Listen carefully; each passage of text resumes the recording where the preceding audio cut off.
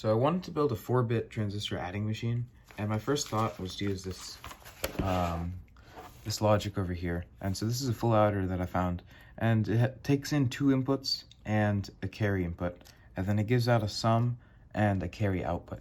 And so this is how you were to build it.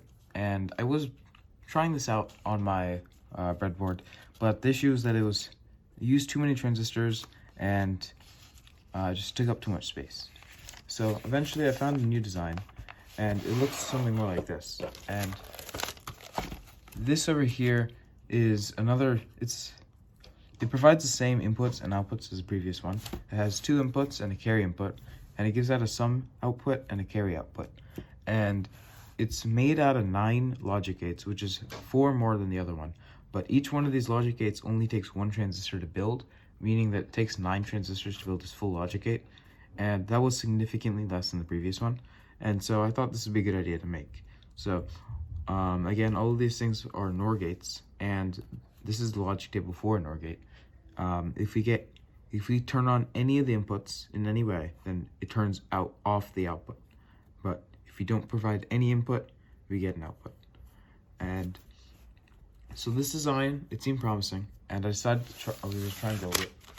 And so I built this thing, and this is the adding machine. So say we wanted to add a number like 14 and 7, right? So traditional decimal math would tell us that 4 plus 7 is 11, and then you would put down a 1 and carry the 1 over here, and then 1 plus 1 is 2, so then you're at 21. And this is what traditional decimal math would tell us. But we're not doing that right now. We're doing binary on this adding machine. So in this machine, to represent a 14, what you would do is you would put in a 1, 1, 1, 0. And in order to represent a 7, we type in 1, 1, 1. And if you want, we can have a 0 for a placeholder in the front. But zeros towards the left side don't actually mean anything. Just like 0, 0, 0, 1 is just 1 in decimal. Anyway, so 1 plus 0 is 1, and then 1 plus 1 is 2, but we don't have a 2, so we're going to write 0, and then carry the 1, and then 1 plus 1 plus 1 is 3, so in binary that's 11, so then we put down the 1, carry the 1 over here, 1 plus 1 is 2, 0, 1, and that's what it would look like in binary, 1, 0, 1, 0, 1. And if we were to type this into my adding machine, we can type in, put in the first digit, just 14, and then now we can put in the second number, which is 7, and now it's showing us that the output for 14 plus 7 is 1, 0, 1, 0, 1, and that's correct, right? We just did the math on that, and it is outputting the correct answer. So you can see that if we were to say put in a 1, and then we would add another 1, it would go on to the next bit that's on, and this one turns off because we're carrying over to the second bit. So that's what 1 plus 1 looks like. That's why 1 plus 1 would be quote unquote 10.